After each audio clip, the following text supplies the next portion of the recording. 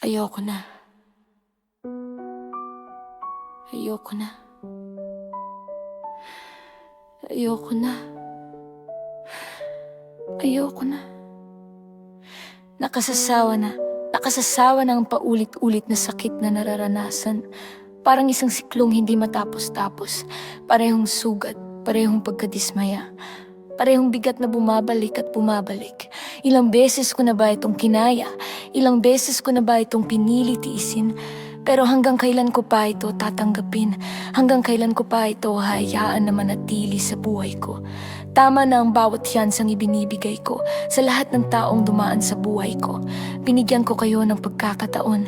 Binigyan ko kayo ng isa at isa pa at marami pa. Dahil naniniwala akong may kabutihan kayo. Dahil nais kong magbago kayo.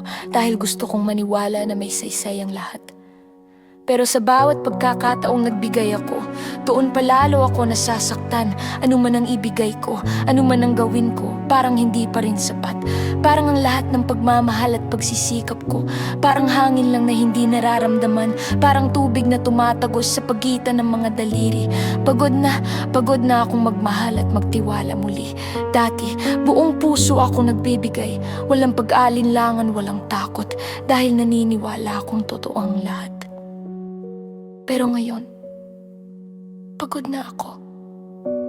Pagod na akong umasa sa mga bagay na hindi naman mangyayari.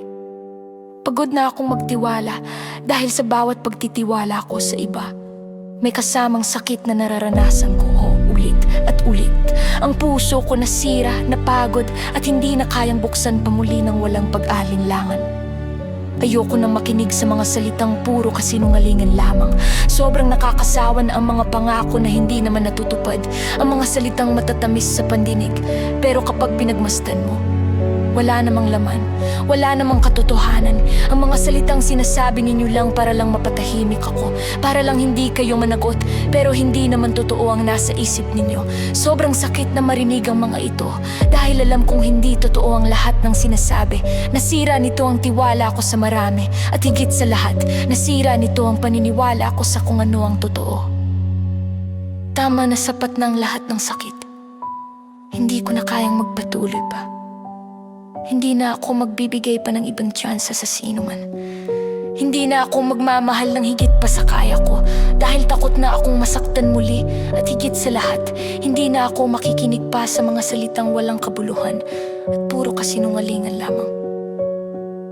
Ayoko na. At sa pagkakataong ito, seryoso na talaga ako.